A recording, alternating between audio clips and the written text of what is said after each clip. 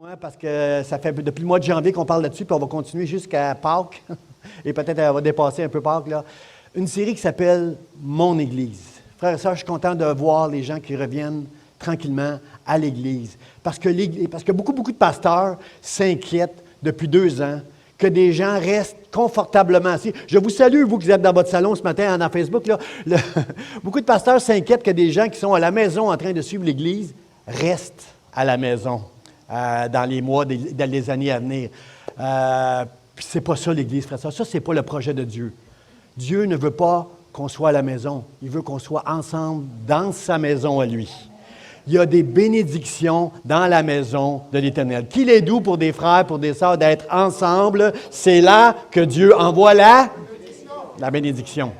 On est béni quand on est ensemble. On s'encourage quand on est ensemble. Tout le monde. Là, ça ne paraît pas. On est tous des beaux sourires. On vient de louer Dieu. On est tous pleins de foi. Mais chacun de nous, dans la semaine, on a des combats. Chacun de nous, dans la semaine, on lutte contre toutes sortes de choses. On lutte aussi contre nous-mêmes, notre propre chair combat à l'intérieur de nous. On a des luttes de toutes sortes de manières. Et lorsqu'on vient à l'Église, comme c'est encourageant, est-ce que ce n'est pas encourageant, frères et sœurs, de chanter avec nos musiciens, de louer le Seigneur ensemble, d'entendre quelqu'un qui dit Amen, un autre qui dit Alléluia, merci Seigneur. Comme c'est encourageant, on est en train de se fortifier les uns les autres. C'est ça l'idée de Dieu. Bien sûr qu'à la maison aussi, vous avez pris part à tout ce qui a pris place ici, mais c'est important pour Dieu qu'on soit ensemble dans le même lieu. Le jour de la Pentecôte, ils étaient tous ensemble dans le même lieu. C'est important d'être ensemble, d'avoir la communion fraternelle, de s'encourager les uns les autres.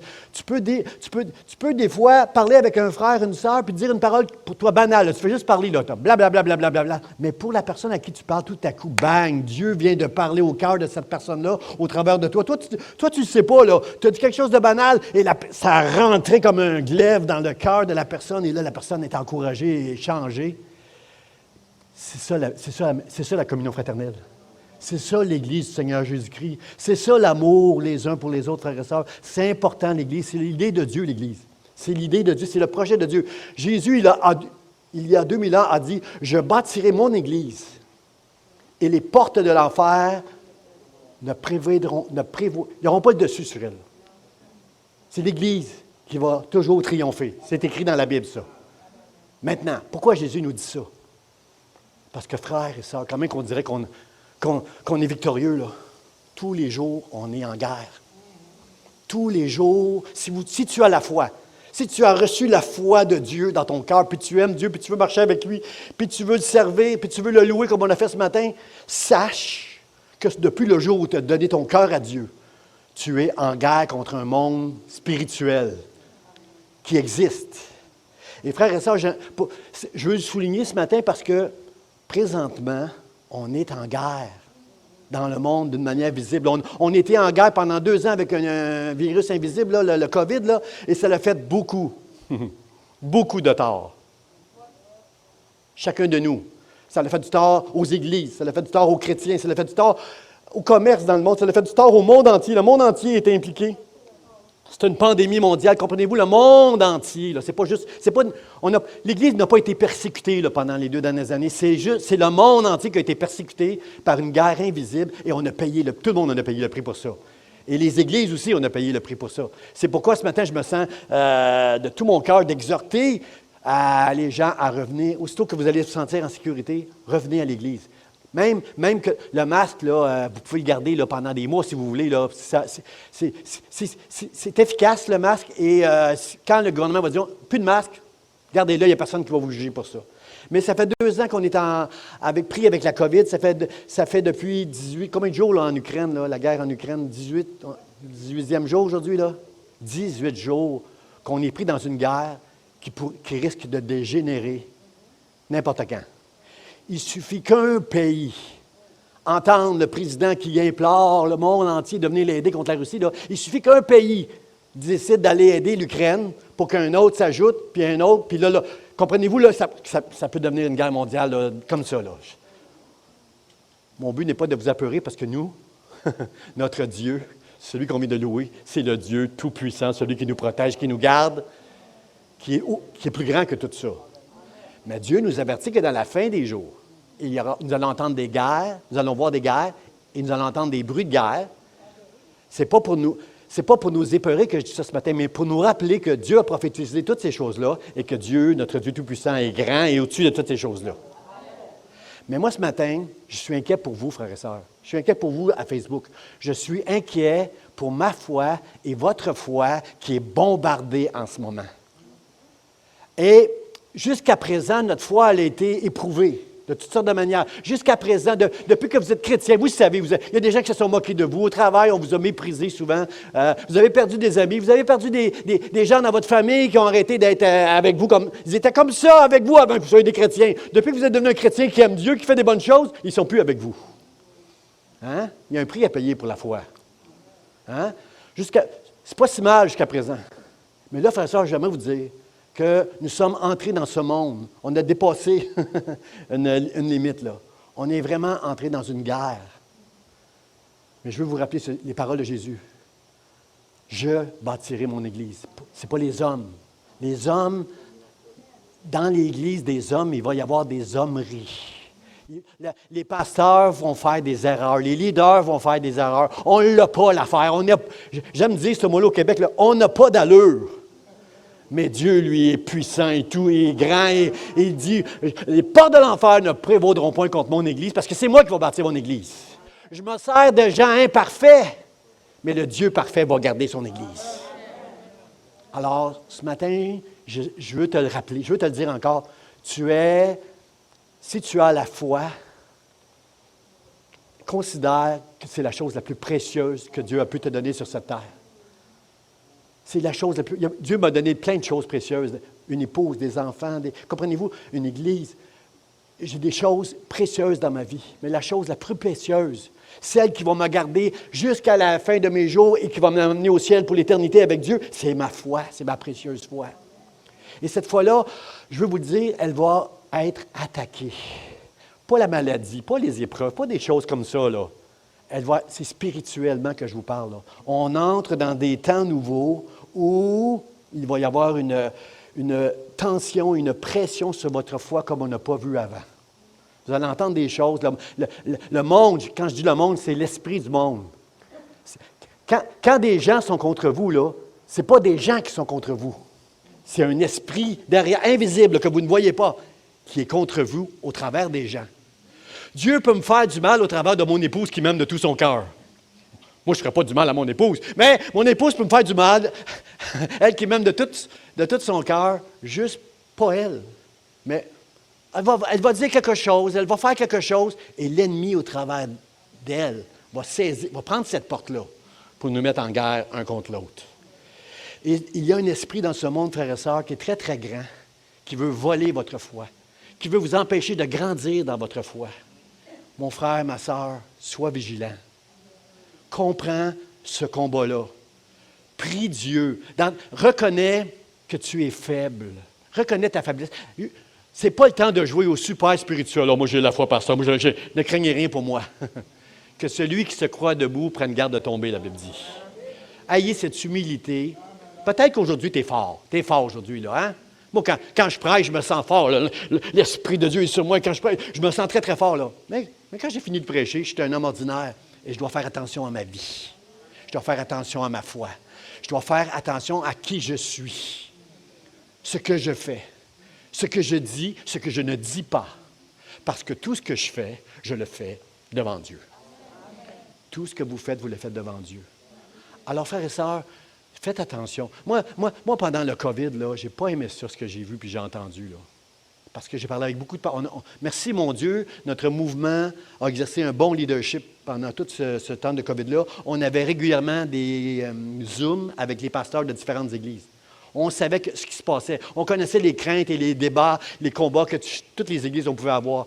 Frères et sœurs, je veux dire merci. Comme le pasteur Shirley l'a dit tantôt, je veux dire merci à tous ceux qui ont été fidèles à donner pour toutes les bonnes œuvres qu'on a présentées ici en avant, qui ont donné pour la Banque alimentaire, qui ont donné pour soutenir l'Église. Je veux dire merci à ceux qui, pendant 2 ans, n'ont jamais arrêté parce que vous avez vraiment la foi. Que c'est pas à l'Église, c'est pas à des hommes que vous donnez, c'est à Dieu que vous donnez quand vous faites ça, parce que votre fidélité a permis de garder cette Église. Frères et sœurs, il y a des églises qui ont fermé pendant la COVID. Il y a des églises que les gens ne vont plus, ne donnent plus. J'ai pas vu ça ici, moi. Les gens ne venaient pas, mais continuaient à être fidèles. Alors moi, je veux dire merci à Dieu. Je ne sais pas qui donne, moi. C'est une personne qui reçoit tout. Mais je veux dire merci à tous ceux qui ont été fidèles parce que vous avez fait la différence dans le royaume de Dieu. Vous avez soutenu ces paroles que Jésus a dit. Je bâtirai mon Église et les portes de l'enfer ne prévaudront point contre elle. Ce n'est pas la COVID qui va empêcher mon peuple de donner dans sa fidélité pour que l'Église continue. Frères et sœurs, Dieu me met à cœur de vous avertir que ça va être difficile pour vous.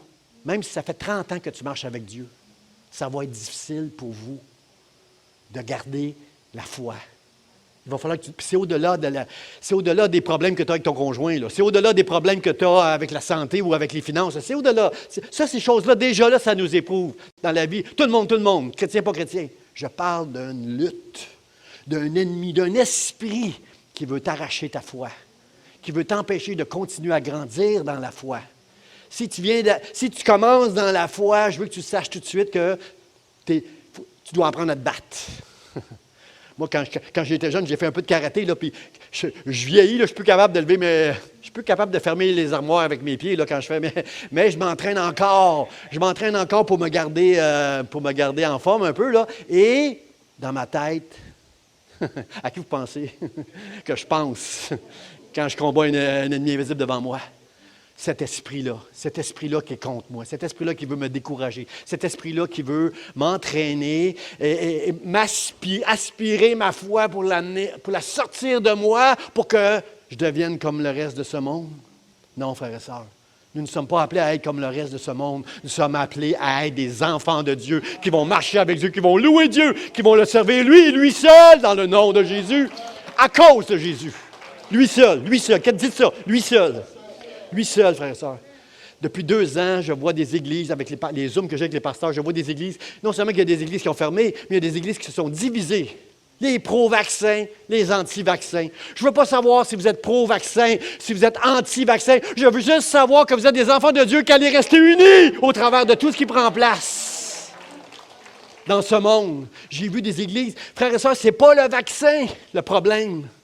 Que vous croyez au vaccin ou que vous ne croyez pas au vaccin, ce n'est pas ça le problème. C'est l'esprit que derrière. Toutes les discussions théologiques qu'on peut avoir. Comment ça se fait que baptistes, pentecôtistes, ça n'arrive pas à s'entendre?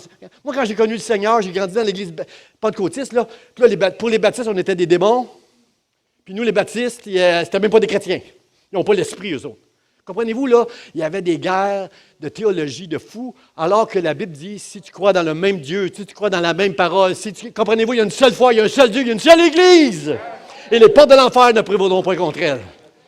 Moi, si tu dis que tu aimes Dieu, si tu me dis que Dieu t'a sauvé, que tu as la foi, et que tu crois que la parole de Dieu est l'autorité dans ta vie, tu es mon frère, tu es ma sœur. Tu peux être adventiste, tu peux être, comprenez, baptiste, peu importe, là, ménonite, tu es mon frère, tu es ma sœur. Il y aura des petites différences dans notre compréhension de la Bible. C'est correct. Toutes les églises ont leur couleur. Toutes les églises mettent une emphase sur quelque chose. J'aimerais que l'Église Vie d'Espoir soit connue pour une église qui met l'emphase sur l'amour, sur l'amour. Amen. Avec la banque alimentaire qui nourrit 200 familles par semaine. Quand on va arriver à la fête des mères, avec... Hein? Qui nous donne ça? Qui nous donne ça? Des femmes qui ont été violentées, qui ont été dominées, qui ont fui leur foyer. Ces femmes-là qui sont brisées. Ils vont entendre parler qu'une église a pensé à eux et est arrivée avec des... Wow! Ça, c'est l'amour. Ça, c'est l'amour, frères et sœurs. Moi, j'étais avec des affaires comme ça. Ça, pour moi, c'est la vraie évangélisation. Ce n'est pas des paroles, l'évangélisation, c'est des actions. C'est des actions. C'est l'amour. Alors, Seigneur, aide-nous. Aide-nous, Seigneur, à être au-dessus de toutes ces... Embarquez pas, frères et sœurs, dans les discussions... Hein? Vide, là, comment Paul dit, là, embarquez pas dans des discussions là, sur des mots, là. Perte de temps. Paul dit, j'ai pas voulu prêcher autre chose que Christ et Christ crucifié. Paul nous enseigne sur toutes plein de choses dans la Bible, mais il insiste pour dire Christ crucifié. Si je suis ici, si vous êtes là ce matin en train de louer et d'adorer le Seigneur puis d'avoir cet espoir, comme le pasteur Charlie nous l'a prié tantôt, qu'on s'en va au ciel pour l'éternité pour adorer Dieu parce qu'il nous aime, il nous protège, c'est à cause de la croix. C'est à cause de qu'est-ce que Christ a fait. C'est pas vous. On n'est pas bons, nous autres. Dites, je suis pas bon, je suis pas bon. Je suis pas bonne. Je donne une chance, je ne l'ai pas entendu fort, là. Je donne une chance. Je suis pas bon, moi, je suis pas bon. Dieu seul est bon. Il y a Dieu seul qui est bon. À lui toute la gloire, à lui toute l'honneur, la puissance, la louange, l'adoration, à Dieu seul. C'est par grâce. L'apôtre Paul dit, ce que j'ai, si je chante bien, c'est une grâce de Dieu. Si j'ai l'argent plein les poches, c'est une grâce de Dieu. Si j'ai la meilleure femme ou le meilleur mari du monde, c'est une grâce de Dieu. C'est pas moi, mais c'est Dieu. Tout ce que j'ai, Paul dit, ça vient de Dieu. C'est ça l'humilité, frère. C'est de reconnaître que c'est pas toi, c'est pas parce que tu es intelligent, c'est pas parce que tu es sage, c'est pas comprenez-tu, tu n'es pas plus que les autres. Hein? Dans l'Évangile, l'apôtre Paul nous dit, il n'y a plus ni homme ni femme, ni jeune ni vieux, ni grec, ni juif, ni noir, ni blanc. On est tous, de toutes les nations, égales sur le même pied d'égalité devant Dieu pour sa gloire. Il a fait de moi son enfant, il a fait de toi son enfant. Juste ça, on devrait, là, comme on dit au Québec, capoter en apprenant qu'on est les enfants de Dieu, nous autres. On devrait dire, Seigneur, merci. Comment je peux mériter, moi, que Jésus est allé à la croix pour moi, pour que je sois avec lui pour l'éternité? Qui est capable de comprendre tout ça, cet amour-là? Je ne suis pas capable, moi. Mais c'est écrit et je le crois. Car Dieu a tant aimé le monde qu'il a donné son Fils unique, afin que quiconque croit en lui ne périsse point, mais qu'il ait la vie éternelle. On s'en va au ciel pour l'éternité. Frères et sœurs, la foi, c'est ce que tu as reçu. Si tu as reçu la foi en Dieu, tu as cru que Dieu t'avait sauvé, tu as cru que Dieu t'avait aimé, et le Saint-Esprit est venu en toi confirmer toutes ces choses-là, tu es en guerre. Et la guerre va grandir. Et moi, Dieu me met à cœur de vous le dire. Puis il y a quelqu'un en particulier, je ne sais pas si c'est au travers de Facebook ou ici, là, mais Dieu me demande de parler à quelqu'un en particulier qui est sur le bord de basculer. Parce que moi, je sais qu'au travers de la COVID, on a été 2 ans sans église. Là. Je sais que pendant la COVID, là, je suis content de voir le pasteur est content de voir des brebis qui reviennent à la maison. Il est content, le pasteur. Dites merci, Seigneur. Content de voir les brebis revenir tranquillement. Mais je sais, les pasteurs le savent, on en a perdu pendant la COVID. Vous savez ceux qu'on a perdus? Ceux que l'esprit du monde a gagnés parce que leur foi n'était pas, comment je pourrais dire, ils n'étaient pas équipés pour résister à un manque de communion fraternelle dans l'Église. Ils louaient le Seigneur le dimanche avec nous, mais ils ne louaient pas le Seigneur à la maison. Ils proclamaient de leur bouche qu'ils allaient marcher avec Dieu ici, au travers de nos chants, au travers de la prédication, mais ils ne le faisaient pas rendu à la maison. En sortant d'ici, c'est comme si l'Esprit, en rentrant dans l'Église, l'Esprit de Dieu était sur eux. Parce que là, où 2 ou 3, je suis au milieu d'eux, l'Esprit de Dieu est ici ce matin. Qu'il est doux pour des frères d'être ensemble, c'est là que Dieu envoie l'huile d'onction. La présence de Dieu. Et l'Esprit est sur nous lorsqu'on vient dans sa maison, on le loue, on l'adore, on écoute la parole de Dieu, on est béni. Et lorsqu'on sort, l'Esprit du monde saisit ces gens-là. Et 2 ans sans Église, ça fait ça. Ça fait des hommes et des femmes qui ont arrêté de manger, qui ont mangé juste un petit peu, qui sont devenus faibles, qui ont été emportés par le train de ce monde. Frères et sœurs, je veux le dire à quelqu'un ce matin, je suis prophétique, là. Fais attention à ta foi. Considère que ce que Dieu t'a donné, c'est la chose qui a le plus de valeur. C'est un trésor. Jésus-Christ, c'est le trésor du ciel que Dieu nous a donné, a mis dans nos cœurs. Tu peux perdre tous tes trésors de la terre. Tu ne peux pas perdre ce trésor-là qui est Jésus dans ton cœur qui va t'amener au ciel pour l'éternité. Tu ne peux pas perdre ça. Tu ne veux pas perdre ça. À Dieu la gloire ce matin. Que la splendeur de l'Évangile te soit... Que la lumière brille sur ton visage afin que tu reçoives dans ton cœur la splendeur de l'Évangile, tous les mystères cachés de l'Évangile qui soient dans ton cœur ce matin, révélés et gardés par la foi dans le nom de Jésus pour sa gloire. Amen. Je peux commencer à prêcher, frères et sœurs? Amen. Gloire à Dieu. Amen. Ça, c'est la vraie guerre qu'on vient de parler là. Les autres guerres, c'est des vraies guerres, mais là, on parle de la vraie guerre, la guerre pour ton âme. Amen. Pasteur Jean, prêche là. OK, ce matin, on va prêcher ce texte dans Genèse, chapitre 17, versets 1, 2 et 11. C'est lorsque Jésus parle à Abraham. Abraham, dans la Bible, c'est le père de la foi. C'est sûr que si vous êtes un chrétien depuis 1 an, vous avez entendu parler d'Abraham. Abraham, c'est le père de la foi. Il est devenu le premier du peuple d'Israël. Abraham a eu c'est ça. Abraham, c'est le premier, de lui est sorti un peuple, une famille, un peuple, puis ultimement, c'est nous. Nous sommes la postérité d'Abraham. Nous qui avons cru en l'Évangile, nous sommes la postérité d'Abraham. Parce que ce n'était pas seulement réservé pour des Juifs d'appartenir à Dieu, c'était pour toutes les nations. Mais les Juifs étaient un petit peu trop, les Juifs étaient un petit peu trop, comme nos églises des fois, là, pas assez ouverts pour aller. On est bien entre nous, puis on oublie ceux qui sont dehors, qui ne sont pas bien. Eux autres, ils sont pas bien. C'est ceux qui sont sans Dieu, ils ne sont pas bien. Alors, ils ont besoin d'une église qui prie pour eux autres, puis qui va proclamer l'Évangile. Alors, Dieu va dire à Abraham, qui est rendu à 99 ans, il va lui dire ceci, il va lui dire, « Marche devant ma face et sois intègre. » Quelqu'un dit intègre. J'établirai mon alliance entre moi et toi. Et, il y a un petit bout là, puis là, on arrive au verset 11. Vous vous circoncirez, et ce sera un signe d'alliance entre moi et toi. Amen. Gloire à Dieu.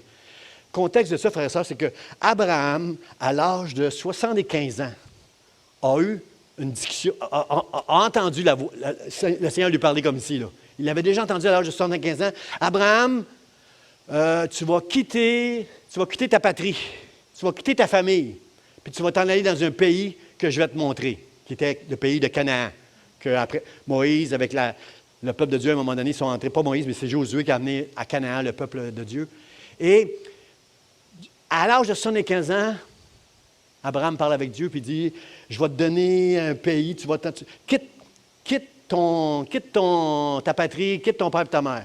Frère, ça, ce que vous comprenez au travers de la demande que Dieu a faite à Abraham, qui est appelé le père de la foi.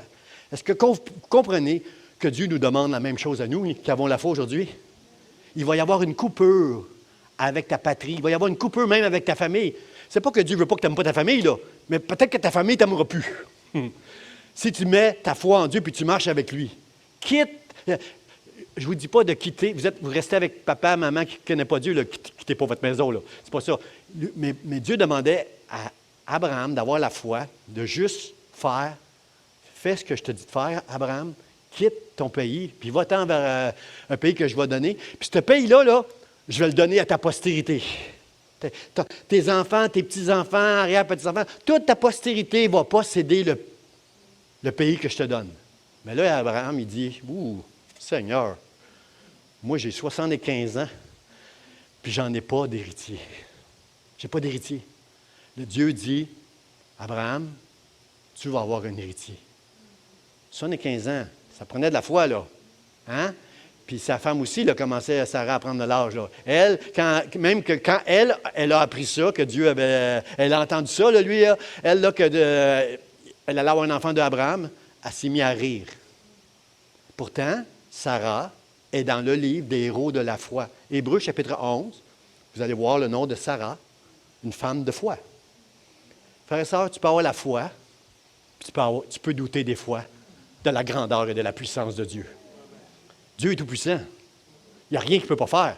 C'était rien pour lui de mettre Sarah enceinte, même que ce n'est pas tout de suite qu'elle est enceinte. C'est plus tard même. C'est bien plus tard qu'elle est devenue enceinte. C'est 24 ans plus tard qu'elle est devenue enceinte. Parce que là, ici, là, il y a 99 ans quand Dieu parle à Abraham.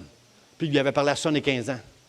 Puis là, comprenez-vous, là, on est loin, là. On est loin, là. Il est âgé, là. Alors, frères et sœurs, Dieu est capable de tout.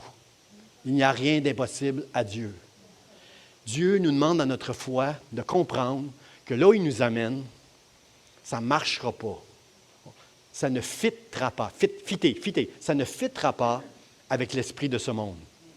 Ce monde qui ne connaît pas Dieu, tu vas toujours le trouver devant toi, contre toi. Comprends-tu que ta foi, elle doit se battre? Tu dois te battre. Tu dois te battre avec ta foi, tout le temps. C'est une bataille de tous les jours. Alors il dit, marche. Puis c'est ça, il fallait qu'Abraham quitte sa patrie, ses proches, puis aille dans un pays comme ça par la foi, juste obéir à Dieu. Dieu, tu veux que j'aille là, je t'ai entendu, puis je me mets en marche. C'est pour ça que Abraham est appelé le père de la foi. Le père de la foi a prouvé sa foi en obéissant à Dieu. Comprenez-vous que juste dire « j'ai la foi », ce n'est pas assez, frères et sœurs. Il faut que les bottines suivent les babines. Si tu dis que tu as la foi, bien, mets-toi en route vers le pays promis que Dieu... Nous autres, notre pays, ce n'est pas ici sur la terre. Notre pays, c'est au ciel pour l'éternité. Jésus a dit « Mon royaume n'est pas de ce monde. » On ne fait pas partie du royaume de ce monde. On ne fait pas partie du monde, nous. On fait partie du royaume de Dieu. Je suis citoyen du Québec, bien sûr. Sur mes papiers, sur mon passeport, je suis un citoyen de Québec. Je suis un fier Canadien, mais je suis un citoyen du ciel, frères et sœurs. J'ai une double citoyenneté, moi. Et la plus importante, c'est celle-là. Je ne veux jamais perdre mon passeport pour le ciel. Et mon passeport pour le ciel, c'est ce que Jésus a accompli à la croix. Aussi longtemps que je vais croire que Jésus est mort pour mes péchés, qu'il m'aime assez, qu'il a brisé la puissance du péché et de la mort dans ma vie, je m'en vais au ciel pour l'éternité. Aussi longtemps que je vais croire ça. Alors, c'est important, frères et sœurs, de comprendre tout ça, frères et sœurs. Puis ici, là, il dit, ce qui est important ici, il dit, j'établirai mon alliance entre moi et toi. Comprenez-vous, frères et sœurs, que dans ce texte-là, il y a 3 choses. Il y a marche devant ma face et sois intègre. On va voir ça ensemble. Il y a une chose merveilleuse, frères et sœurs, que Dieu a faite dans ce texte-là avec Abraham, qu'il a fait avec nous. Il a fait une alliance. Ça ne vous excite pas beaucoup de savoir que Dieu a fait une alliance. Moi, je m'appelle Dieu. Moi, j'ai fait une alliance entre moi et vous. Ça ne vous excite pas, hein, mais c'est très excitant, là. C'est très excitant. Dieu a fait alliance avec nous. Puis il y a un signe. Si dans un mariage, c'est un anneau, le signe de notre alliance, c'est une alliance, le signe de notre mariage, bien, ici, le signe de l'alliance avec Dieu, c'est que tous les mâles soient circoncis. Le 8e jour, vous circoncirez tous les mâles. C'était dans la loi de Moïse. Et déjà, Abraham devait se conformer à cette alliance-là. Le même jour, lui, il s'est fait circoncire et tous les hommes devaient se faire circoncire pour être... parce que c'était un signe de l'alliance. Tu es circoncis, tu fais partie de l'alliance. Tu n'es pas circoncis, tu es hors de l'alliance. Alors, ce matin, on va voir qu'est-ce que c'est ces choses-là. On va voir l'alliance de Dieu, on va voir aussi c'est quoi l'intégrité et la circoncision. Je veux que vous compreniez que ces choses-là, de comprendre ça, ça va nous aider à garder la foi. Mercredi, les prochains mercredis, je vais enseigner sur les différents... Il y a eu plusieurs alliances entre Dieu et son peuple. Il y en a eu dans le jardin de l'Éden, avec Adam. Il y en a eu une ici avec Abraham. Il y en a eu avec David, avec le peuple d'Israël, avec Noé. Mais on va regarder cette alliance-là ce matin que Dieu a fait avec Abraham, parce que ça nous parle encore aujourd'hui à nous, qui sommes la postérité. Tous ceux qui ont la foi en Jésus-Christ sont entrés dans l'alliance que Dieu a fait avec Abraham ce jour-là. Parce qu'il est le père de la foi. C'est par la foi. Abraham n'était pas parfait, là. Hein? Abraham n'était pas parfait. Si Sarah, elle a ri, Abraham, lui, quand il a traversé l'Égypte, n'osait pas dire que sa femme était si belle. Hey, Madeleine, t'es si belle, dis pas que t'es ma femme. On va dire qu'on est frères et sœurs, parce que t'es si belle qu'il risque de me tuer puis de t'enlever. Abraham, le père de la foi, avait peur de dire que c'était sa femme. Parce qu'il se disait, sûrement qu'ils ne connaissent pas Dieu ici. Mon frère, ma soeur, tu peux avoir la foi et parfois vivre des moments de terreur qui vont t'amener à faire des compromis de fou, des fois que Dieu ne veut pas, que tu ne devrais pas. Mais comprends-tu que ne laisse pas croire aux gens parce que tu as la foi que tu es parfait, là. Ne laisse pas croire, s'il vous plaît, un peu d'humilité. Reconnaissez chacun de vous que vous êtes des pécheurs. Qu'on n'a pas d'allure des fois, puis qu'on va la manquer des fois, mais que ce qu'on va garder à la fin, c'est ma foi. J'ai combattu le bon combat, j'ai gardé la foi. C'est ça que l'apôtre Paul nous dit. Combien veulent dire, je veux garder la foi? Dites-le au Seigneur, je veux garder la foi. Je veux garder la foi. Mon premier point, frère et sœurs, c'est la foi et son alliance. La foi et son alliance. J'établirai mon alliance entre moi et toi. Mon frère, ma sœur, l'alliance de Dieu, c'est quelque chose de sacré. Si moi, je fais une alliance avec Pasteur Charlie, ça se peut que moi ou lui, on brise cette alliance-là un jour parce qu'on est des hommes, puis on est des pécheurs, puis ça se peut qu'à un moment donné, on pogne une chicane, puis on se sépare. Ça se peut, ça. Mais avec Dieu, la bonne nouvelle ce matin, je vais le dire à Facebook, à l'Église ici, ça ne se peut pas avec Dieu, parce que lui est parfait. Et si lui fait une alliance avec moi, personne ne pourra briser cette alliance. Êtes-vous contents, frères et sœurs? Est-ce qu'on peut applaudir le Seigneur ce matin pour lui dire, je suis content, je suis content. Content, Seigneur, que c'est toi qui fais cette alliance-là. Frères et sœurs, une alliance, c'est comme un mariage.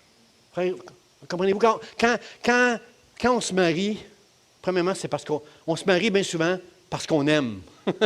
C'est l'amour qui fait que deux personnes vont se marier ensemble. Je t'aime, tu m'aimes, on se marie.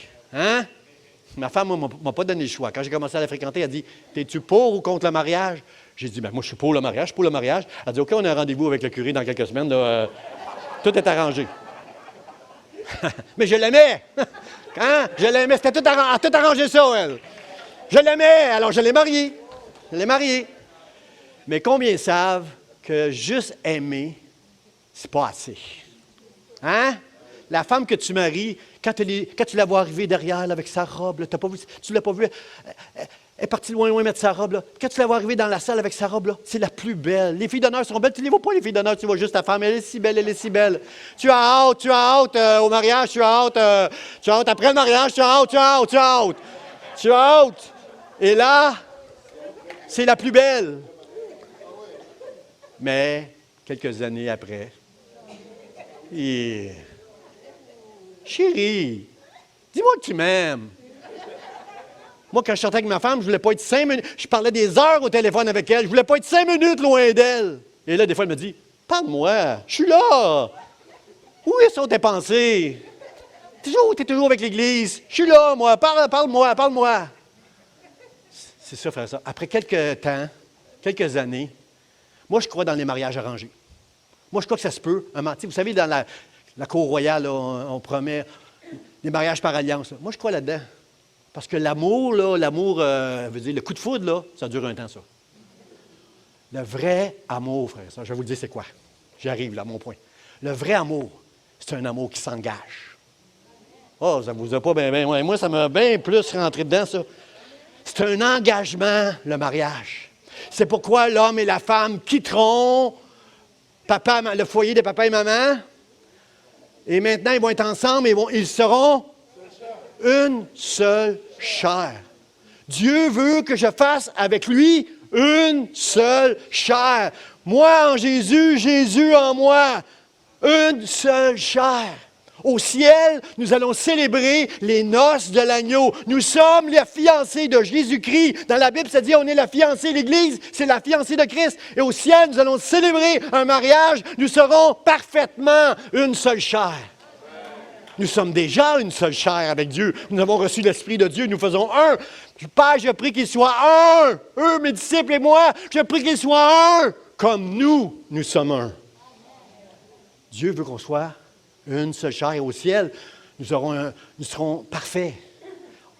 Je ne pourrais plus dire ça dans le ciel, on n'a pas d'allure. Je ne pourrais plus dire ça au ciel, on a une nature pécheresse. Je ne pourrais plus dire ça au ciel, misérable que je suis, qui me délivrera de ce corps de mort. Je ne peux plus dire ça au ciel. Au ciel, je vais être parfait. Au ciel, je vais être comme Jésus. Au ciel, je ferai une seule chair avec Christ. Co-héritier avec Christ. Vous avez hâte, frères et sœurs. Là, on vit avec une nature pécheresse. Là, on vit avec les dégâts, les péchés, tout ça. Au ciel, c'est fini tout ça. Tu veux aller au ciel. Garde la foi. Bats-toi pour ta foi. Bats-toi. Parce que le diable veut te l'enlever. L'esprit de ce monde veut te l'enlever. C'est comme un mariage, frères et sœurs. C'est comme un mariage. C'est pour la vie. Jusqu'à ce que la mort nous sépare, je vais être fidèle. Je m'engage envers toi jusqu'à ce que la mort nous sépare. Ça, c'est facile à dire. Le soir du mariage, avant la nuit de noces, avant le voyage, Ça, c'est facile à dire devant le pasteur, devant le prêtre, devant, je ne sais pas, dans les pays, comment ça fonctionne. Non, mais je te promets, jusqu'à ce que la mort nous sépare, de t'aimer de tout mon cœur. Ça, c'est facile, frères et sœurs. Mais l'amour, le vrai amour. L'amour qui, dans ses paroles, suit les bottines qui suivent les paroles, là, c'est engagé. Engagez-vous. C'est ça l'amour. Engage-toi. La femme dit, je vais prêcher là-dessus à un moment donné, un passage que les femmes n'aiment pas entendre. La femme, Dieu demande à la femme, soumets-toi à ton mari. Hein? Pas sois dominé par ton mari. Hein? Parce que les chrétiens, j'en connais, moi, je l'ai entendu, des vertes et des pommeurs, des gens, des fois, là. Il y a des hommes qui essaient de dominer leur femme en citant des passages. Soumets-toi à moi. C'est moi le boss. Si vous êtes au Québec depuis au moins 1 an, vous savez que ça ne marche pas ici. Tu ne peux pas faire ça. Tu ne peux pas dire ça. Peut-être d'où tu viens, ça se dit, là, mais ici, tu ne peux pas faire ça. En tout cas, moi, je n'ai jamais été capable de dire ça à ma femme. Soumets-toi à moi. Appelle-moi ton Seigneur, je suis ton boss. Je n'ai pas la femme pour faire ça. Mais, ce que Dieu dit aux hommes, par exemple, aime ta femme comme Christ a aimé l'Église. Oh! Oh! Si dans un Québec nord-américain, si dans un pays nord-américain féministe, tu ne peux pas faire... C'est difficile pour une femme de se soumettre à son mari. Combien Dieu demande encore plus à l'homme? Meurs pour ta femme. Oublie ce que toi, arrête de me dire ses défauts. Oublie ce que toi, tu veux que tu attends d'elle. Toi, sois prête à mourir dans ton engagement pour garder tes vœux jusqu'à la fin. Ça, là, c'est bien plus. Il demande bien plus à nous autres. Parce que, oui, la femme doit se soumettre à son mari, frères et sœurs. On ne parle pas de domination ici, là. Dans un Québec, dans une génération féministe, là. Le féminisme, il y a quelque chose de diabolique là-dedans, mais ce n'est pas toutes les féministes qui sont diaboliques, frères et sœurs. Il y a des féministes qui ne veulent pas être dominées, mais qui sont prêtes à marcher et à suivre leur mari. Comprenez-vous, là? La Bible ne parle pas de domination. La Bible parle de suivre un homme qui aime, qui suit Dieu. Moi, ma femme, elle a du caractère, puis elle fera pas... je ne peux pas dire à ma femme, hey, I'm the boss, je suis ton Seigneur, tu vas faire ce que je te dis. Je ne peux pas faire ça avec ma femme. Je la consulte, on est deux à prendre des décisions, mais ma femme me suit, me respecte et se soumet à plein de choses parce qu'elle voit en moi un homme qui aime Dieu. Et quand elle se soumet, ce n'est même pas à moi qu'elle se soumet, c'est à Dieu qui vit en moi. Alors ça, c'est facile, ça, c'est facile. Ça, c'est facile.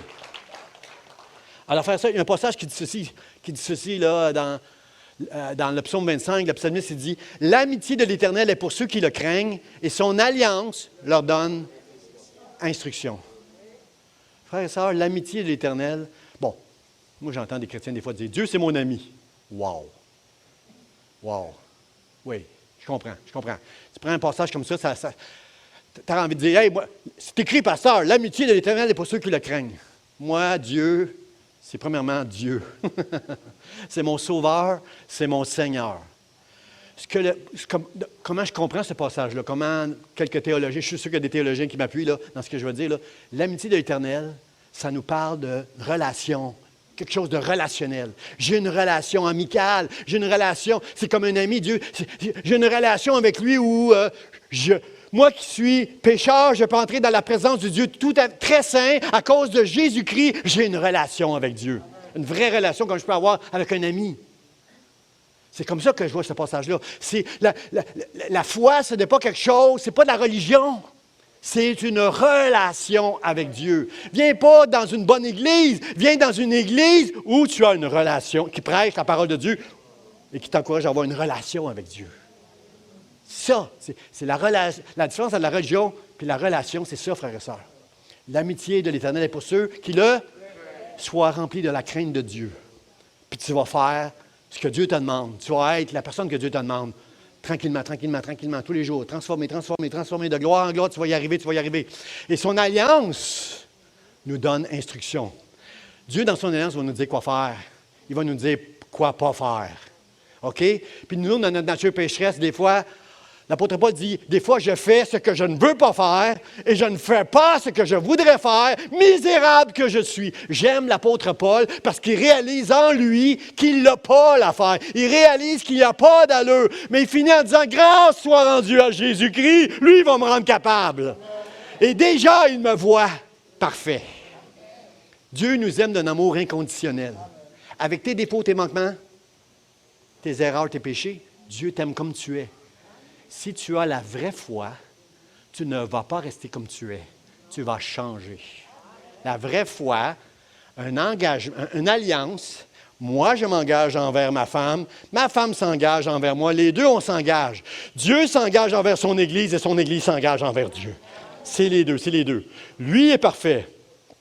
Et avec le temps, au travers de la parole de Dieu, le Saint-Esprit qui agit en moi, ma foi, il va me transformer. Bon, il y en a qui vont dire, « Hey boy, pasteur, parle à mon mari, il ne change pas assez vite. » Oui, hein, des fois, ça peut être long. Des fois, ça peut être long. Mais si tu as la foi, il y en a qui me disent, « Pasteur, j'ai manqué ma vie. » Non, tu n'as pas manqué ta vie. C'est juste, c'était long, là, avant que tu comprennes, avant que tu changes. Il y a des gens qui prennent, c'est rendu très tard dans leur vie, qui prennent conscience d'un paquet d'affaires, un paquet d'erreurs, beaucoup de choses qu'ils ont négligées, là. Mais Dieu voyait leur cœur. Il les a sauvés quand même s'ils étaient imparfaits, même si ça a été très, très long. Dieu voyait leur cœur. Dieu sauve ceux qui sont à lui. Lui, il voit. Vous pouvez avoir l'air très spirituel ce matin. Moi, je ne vois pas vos cœurs, mais Dieu voit. Hein, il y en a que je le sais. Il y en a, je le sais, je les connais, ils sont à Dieu, là. Ils sont à Dieu, je n'ai même pas de crainte. Mais il y en a que je ne sais pas. Mais Dieu, si Dieu vous a choisi, c'est comme inconditionnellement, au-delà de toutes les erreurs que vous pouvez faire, il vous a aimé. Et ça l'a coûté ce qu'il y avait de plus précieux. Jésus-Christ, le Fils de Dieu. Wow, Seigneur. Dites merci, Seigneur. Wow. Alors, c'est ça va nous donner. Et voici l'instruction. Voici l'instruction, frères et sœurs, mon deuxième point. La foi, notre foi, elle est liée à l'intégrité. Le texte dit, « Marche devant ma face et sois intègre. » Dieu dit au Père de la foi, à celui qui a la foi, « Je veux que tu marches devant moi avec intégrité. » Pourquoi j'ai souligné devant moi, frères et sœurs, si tu peux dire que tu es intègre, tu peux essayer d'être intègre, mais la vraie intégrité, je veux que tu saches quelque chose. Tout ce que tu dis, tout ce que tu fais, tout ce que tu ne fais pas, tout ce que tu ne dis pas, Dieu le voit. C'est pourquoi il rappelle à Abraham, marche devant ma face. Il est en train de lui dire, tu ne me vois pas, Abraham, mais je suis là et je vois tout. Je te vois. Dieu voit tout. Dieu sait tout. Alors marche devant moi. Marche devant ma face et je veux que tu saches que je te demande d'être intègre. Le mot intègre veut dire, frères et sœurs, entier. On a entendu Mme Pellissier prêcher il n'y a pas longtemps, le Caleb, là, qui suivait pleinement la voie de Dieu. Tu peux suivre la voie de Dieu, pas pleinement. Hein? Moi, je suis obligé d'avouer que je veux suivre Dieu pleinement, mais que je ne le suis pas toujours pleinement, parce que je suis un pécheur. Il m'arrive avec ma bouche, avec mes pensées, avec ce que je fais, ce que je ne fais pas, il m'arrive, comme l'apôtre Paul, de dire « Seigneur, je ne l'ai manqué. » Mais l'amour de Dieu me couvre. Parce que quand je me considère comme misérable, c'est là que la croix fait tout le sens. C'est là que la valeur de la croix prend toute sa valeur et son sens. Il ne s'agit pas que je reste un pécheur. Il s'agit que je me relève et que j'avance et que je marche pour Dieu et la grâce de Dieu coule sur moi. Le jour où je prends pour acquis l'amour de Dieu, je vais faire des niaiseries le reste de ma vie. Mais quand je comprends le prix que ça a coûté à Dieu pour me sauver, alors je veux changer. Tu veux changer toi aussi. Tu ne veux pas rester comme tu es. Alors Dieu, merci de me donner ta grâce. Merci de me donner ta grâce pour que je continue à marcher. Sois intègre. Job, la Bible nous dit que Noé était un homme juste et intègre et lui et toute sa famille ont été sauvés. Lui et toute sa famille. Quelqu'un dit toute sa famille. Si tu as une famille, tu vas entendre ça. Noé était juste et intègre. Lui et toute sa famille sont embarqués dans l'arche. Et j'ai écrit dans le mot du pasteur cette semaine que même l'escargot, il s'est rendu jusqu'à l'arche. Même si tu n'es pas vite.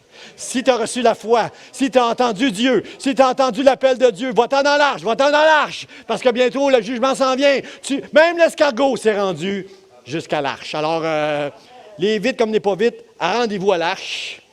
Même Noé était un homme juste et intègre à cause de ça, lui et sa famille. Et Job était un homme juste et intègre. Savez-vous ce que Satan a fait? Satan a dit à Dieu, « Ah, il est intègre. Ben oui. Il y a tout cet homme-là. Il y a une femme, il y a des enfants, il y a la santé, il y a l'argent, il y a la réputation. Hey, touche à Job, puis il va te maudire en pleine face. Satan a osé s'en prendre. Bon, je crois que plusieurs d'entre nous, on n'aurait pas voulu être éprouvés comme Job a été éprouvé. Soyons honnêtes et sincères. Dieu connaissait Job pour dire à Satan, touche à Job. Tu penses ça, toi? Tu penses que Job, si tu le touches, il va me renier? Dieu est omniscient. Le diable, c'est pas tout. Hein? C'est un ange, c'est une créature qui a été créée par Dieu, chassée du ciel, c'est un esprit dans ce monde, le diable. Il ne sait pas tout, le diable. Dieu sait tout. Et il savait que Adam allait marcher, pas Adam, mais Job allait marcher de manière intègre. Alors il dit, touche-les. Alors Job a tout perdu, frère et sœur. Il a perdu la santé. Il a perdu ses enfants.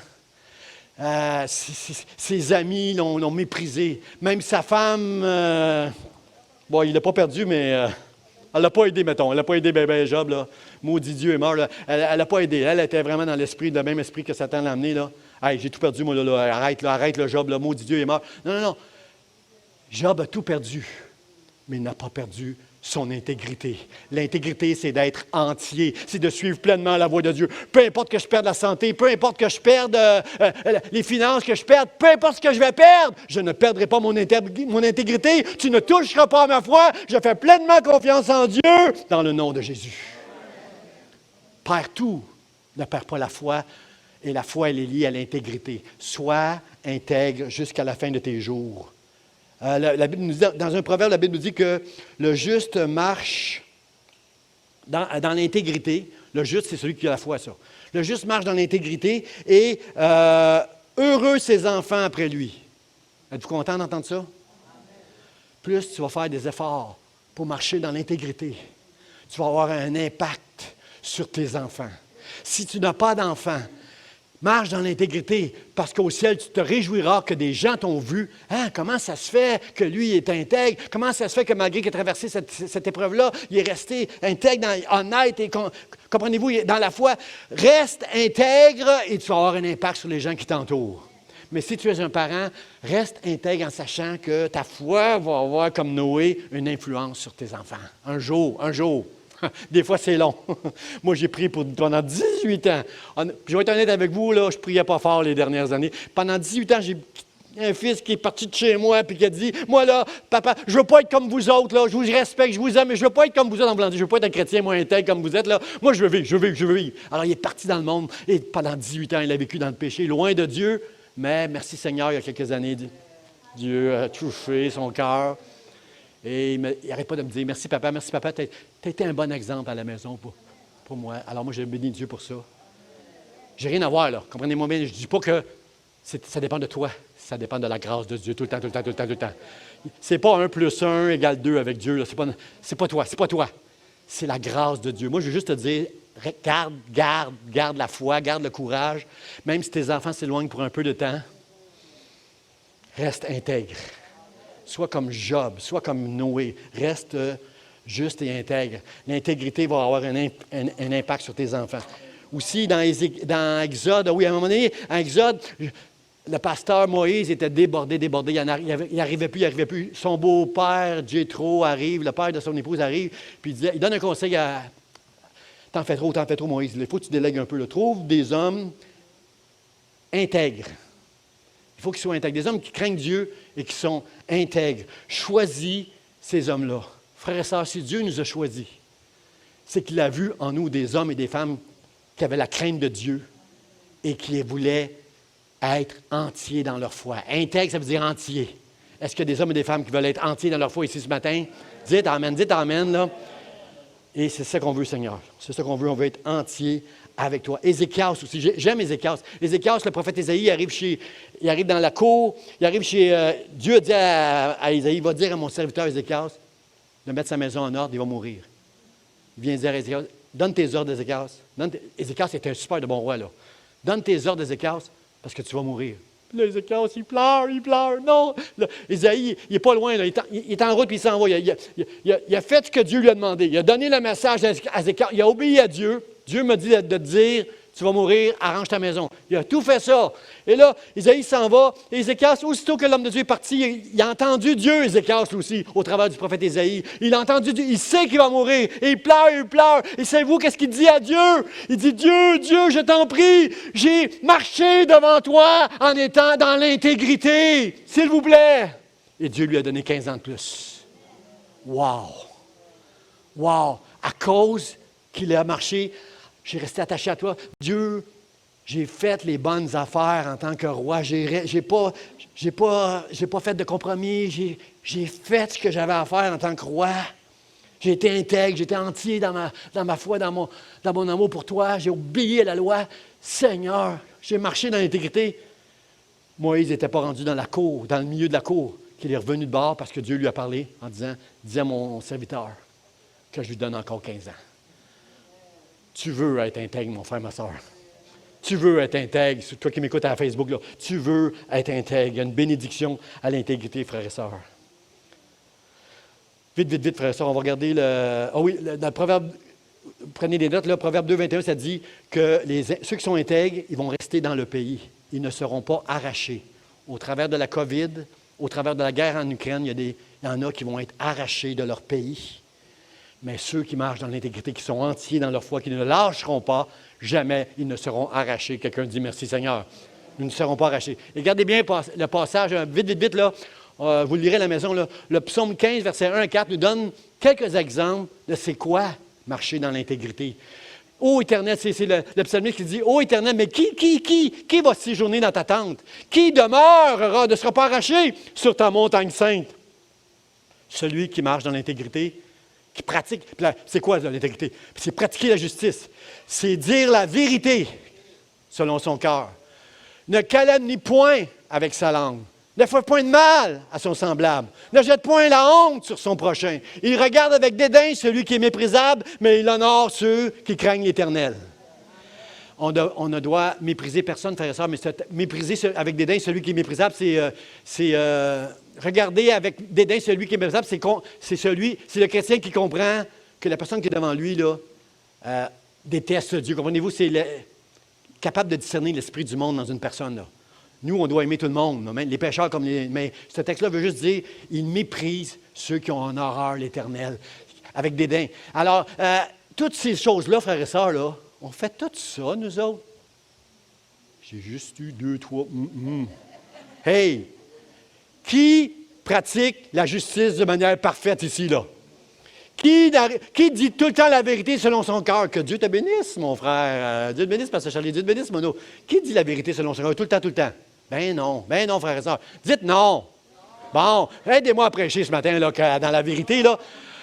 Calomnie point. Personne, vous dites tout la vérité sur toutes les autres, là. Vous ne laissez jamais votre cœur parler au travers. Non. On est tous dans la calomnie. Il nous arrive tous de faire du mal à notre semblable, puis de jeter la honte sur le prochain, puis de regarder. Bon. Frères et sœurs, ceux qui marchent dans l'intègre, honorent ceux qui craignent l'Éternel. Mon frère, ma sœur, qui veut être intègre ici ce matin? Vous méditerez ce passage-là. On veut. Seigneur, aide-moi à marcher dans l'intégrité. Dernier point, vite, frères et sœurs, il se fait tard. 5 minutes, donnez-moi 5 minutes, j'ai fini. La foi, c'est quelque chose qui est séparé du monde. Vous vous circoncirez et ce sera un signe d'alliance entre vous et moi. Comprenez-vous que pour être dans l'alliance, les Juifs disaient, ils s'appelaient eux autres même les circoncis et ils appelaient leur ennemi ça c'est des incirconcis. Moi je suis circoncis, moi je suis dans l'alliance, moi je suis un fils d'Abraham, moi je fais partie de l'alliance. Puis eux, les incirconcis, sont hors de l'alliance. La circoncision, frères et sœurs, je vais vous le dire vite, là, parce que la temps avance, c'est d'être séparé du monde. Pas du monde, pas des personnes, de l'esprit qui est dans ce monde. Dieu dit à propos de ses disciples, il va prier, « Je ne te prie pas de les ôter du monde. » Il faut qu'on reste dans le monde, il faut qu'on aille travailler avec les gens du monde. On a des voisins qui sont dans le monde, on doit aimer les gens qui sont autour de nous. Mais Dieu, je te prie de ne pas les ôter du monde, mais de les préserver du monde. Il y a un esprit dans ce monde qui est de plus en plus fort, de plus en plus anti-chrétien. De plus en plus, vous allez être taxé de « T'es un chrétien, toi, t'es une chrétienne, toi! » C'est vous autres, là, dans les églises, qui faites vous touchez les gens, vous faites des actes médicaux interdits. Vous faites... comprenez-vous, là, de plus en plus, on va se faire taxer de fou. pour avoir la foi, il va falloir que tu sois très courageux, puis connaître la parole de Dieu pour être capable de rendre compte de la splendeur de l'Évangile qui est dans ton cœur. Si toi, tu n'es pas émerveillé de la gloire de Dieu, comment tu veux convaincre les gens autour de toi qui refusent Dieu, qui se moquent de Dieu? Comment tu veux les convaincre? Il faut que tu sois conscient de toute la gloire de Dieu pour être capable de la communiquer puis de briller comme une lumière dans les ténèbres, dans ce monde de ténèbres, frères et sœurs. C'est dans le cœur que ça se passe, frères et sœurs. Ce n'est pas des légalistes qui vont réussir à gagner des âmes. Mais ce n'est pas la lettre. Ce n'est pas d'obéir la loi à la lettre. Mais c'est d'obéir à l'Esprit de Dieu. L'Esprit de Dieu qui est en combat avec l'Esprit qui est dans ce monde. Un jour, Jésus a fait une guérison le jour du sabbat, puis on a essayé de le tuer. À un moment donné, on a voulu le faire mourir. Tu as un démon, tu as fait des miracles le jour du sabbat. Au lieu de voir le miracle, ils ont vu qu'il a travaillé le jour du sabbat, le Seigneur. Savez-vous que pour être dans la loi, pour suivre la loi complètement, si tu es un juif, tu dois circoncire ton fils le 8e jour. C'est là que tu lui donnes un nom. Ah, lui, il va s'appeler comme son père Zacharie. Puis la mère a dit non, il ne va pas s'appeler Zacharie. Il va s'appeler Jean. Dieu m'a dit qu'il va s'appeler Jean. Le 8e jour, lorsqu'il a été circoncis, présenté au Seigneur, c'est là qu'on recevait notre nom. Le jour où vous êtes venus à Jésus, le jour où Dieu vous a donné votre foi, il vous a donné un nouveau nom. Vous allez l'entendre un jour dans le ciel, le nouveau nom que Dieu vous a donné. Le 8e jour, tu dois circoncire ton fils. Savez-vous que le 8e jour, des fois, ça tombait le jour du sabbat? Parce que si tu veux obéir à la loi, tu dois le circoncire le 8e jour. Mais le 8e jour peut très bien tomber, si tu veux obéir à la loi, le jour du sabbat. Alors ça, il n'y a pas de problème de circoncire mon enfant le 8e jour parce que j'obéis à la loi. Mais toi, de guérir quelqu'un, puis de dire que c'est Dieu qui a fait ce miracle-là, ça, tu ne peux pas faire ça. Comprenez-vous, frères et sœurs, ce n'est pas la lettre, ce n'est pas la loi, mais c'est ton cœur qui doit être circoncis, mon frère, ma sœur. Tu dois comprendre l'Esprit de Dieu derrière les commandements, et pas obéir aux commandements, mais obéir à l'Esprit qui est derrière le commandement. Aimons-nous les uns les autres, et tu vas accomplir tous les commandements. C'est ça que Jésus nous dit. Tu aimeras Dieu de tout ton cœur, de toute ta force. C'est ça, être intègre, entier. Aime Dieu de tout ton cœur, pas un peu, tout ton cœur. Suis pleinement la voie de Dieu, entièrement. Et c'est ça, la circoncision, frère et sœur, c'est d'être séparé de ce monde. Ce monde va mettre de la pression de plus en plus sur nous qui avons la foi, mais au nom de Jésus-Christ, je la rejette, cette pression-là, parce que je sais que Dieu est avec moi. J'invite les musiciens, on va terminer avec un chant. Le dernier chant qu'on a fait tantôt là, avec lui, là, de « Je te donne mon cœur », on va chanter ça encore. Mon mot de la fin, frères et sœurs. Dieu s'est révélé à Abraham en disant « Je suis El Shaddai ». Dans l'hébreu, là, c'est El Shaddai. En français, nous, ça a été traduit « Je suis le Dieu Tout-Puissant ». El Shaddai veut dire Tout-Puissant. Jésus a dit, avant de s'en aller, avant de quitter les apôtres, « Tout pouvoir m'a été donné dans le ciel et sur la terre. » C'est pourquoi les portes de l'enfer ne prévaudront point contre mon Église. Parce que c'est moi qui vais la protéger, mon Église. Frères et sœurs, les chrétiens qui sont présentement, je ne sais pas, on est rendu à 2 millions qui ont quitté l'Ukraine, là, qui ont besoin, qui cherchent une place, là, une terre d'accueil là, pour ne pas être bombardés. Les chrétiens qui sont en Russie, les chrétiens du monde entier qui ont fait face à la COVID depuis 2 ans, et tous les chrétiens qui font face à une guerre spirituelle dans ce monde aujourd'hui. L'esprit de ce monde qui veut t'arracher ta foi, qui veut aspirer ta foi, elle ne réussira pas. Parce que Jésus, si Jésus est ton sauveur, il est aussi ton Seigneur. Et s'il est ton Seigneur, il est aussi ton protecteur. Amen. Le psalmiste, David s'est battu toute sa vie. Salomon, lui, était dans la paix. Pour que Salomon, son fils, pour qu'Israël connaisse la paix, il s'est battu toute la vie contre toutes sortes d'ennemis. Combien savent que parfois, avant d'avoir la paix, ça prend la guerre? Ça prend la guerre pour arriver à la paix. Et le mot de la fin, c'est ça ici. Rempli du Saint-Esprit, alors qu'il s'est battu toute sa vie, là. David s'est battu contre Goliath. Il s'est battu contre des lions lorsqu'il était un jeune berger. Et il s'est battu contre les Philistins, contre les Ammonites, contre tout ça. Dieu était avec lui pour le protéger dans toutes ces guerres. Puis là, il dit dans le psaume 27, il dit, si une armée se campait contre moi, mon cœur n'aurait aucune crainte. Quelqu'un dit, aucune crainte. Si une guerre s'élevait contre moi, je serais malgré cela plein de confiance. Quelqu'un dit plein de confiance. Quand vous allez être en guerre, allez lire ce passage-là. Je serai plein de confiance. Je demande à l'Éternel une chose que je désire ardemment. Écoutez-moi, Facebook. Écoutez-moi, frères et sœurs, ici ce matin. Je demande une chose que je désire ardemment. Qui veut désirer cette chose avec ardeur, ardemment? Il dit, je voudrais habiter toute ma vie. Quelqu'un dit toute ma vie. Dans la maison de l'Éternel, pour contempler la magnificence de l'Éternel et pour admirer son temple, car il me protégera dans son tabernacle au jour du malheur, au jour de la guerre, au jour du COVID. Il me protégera dans son tabernacle au jour du malheur. Il me cachera sous l'abri de sa tente. Il m'élèvera sur un rocher. Jésus est mon rocher. Jésus. Médite ce passage-là quand dans ta vie de couple, à cause de la maladie, à cause de tout ce que tu vas traverser dans ta vie.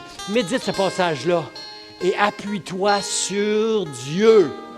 Et chez vous, ça va être difficile des fois. Tu vas être découragé des fois à la maison. Mais dans la maison de Dieu, là où 2 ou 3 sont assemblés, je suis au milieu d'eux. Jésus est ici ce matin, notre rocher solide. Et nous allons chanter ce matin tous ensemble que nous allons lui donner notre cœur. Et ce matin, si je t'ai parlé, si tu as entendu quelque chose de la part de Dieu, parce qu'il y a quelqu'un ici qui était sur le point de basculer loin de la foi, mon frère, ma soeur, comme le pasteur Charlie l'a dit tantôt, Dieu t'aime. Dieu t'aime. Et son alliance, elle est inconditionnelle, elle est perpétuelle, elle est éternelle. Reste avec Dieu, parce que lui ne t'abandonnera pas. Toi, tu peux l'abandonner. Lui, non. Alors ce matin, chante de tout ton cœur, je veux te donner tout mon cœur, Seigneur. Pas juste un peu, mais je veux être intègre et t'aimer de tout mon cœur, de toute ma force, de toutes mes pensées dans le nom de Jésus. Amen. Je vous invite à vous lever. Applaudissons le Seigneur et louons-le avec nos musiciens. Je donne mon cœur. Il ne m'appartient plus. Oh, Ce que j'ai le meilleur. pour toi. Tout est pour toi, Jésus. Pour toi. Pas peur de malheur. Sur toi, Seigneur. Sur toi, elle est rendue. Oh, C'est l'offrande de mon cœur. je suis à toi. Je suis à toi, Jésus. Oh mon âme, oh mon cœur, je te donne tout. Oh ma vie, me voici, je te donne tout.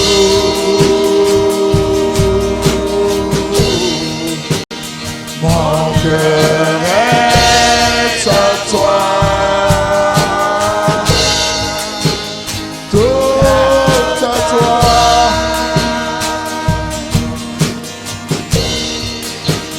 Mon cœur est à toi. Tout à toi. Vamos là. Oh mon âme, oh mon cœur, je te donne tout. Comme la vie. Oh ma vie,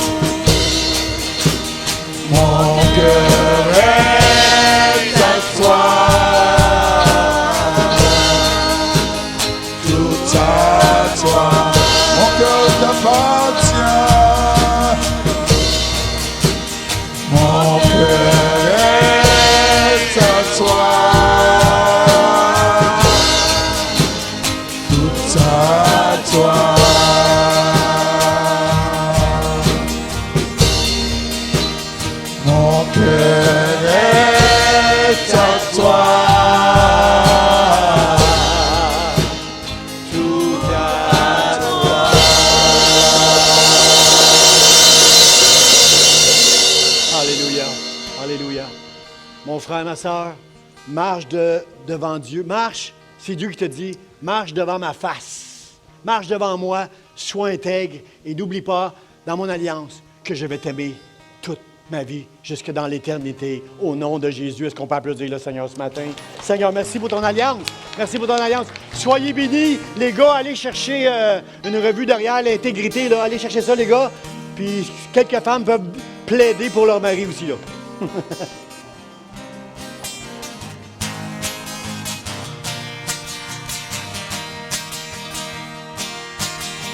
Je te donne mon cœur. Il ne m'appartient plus. Ce que j'ai de meilleur, tout est pour toi, Jésus. Un parfum de valeur sur toi.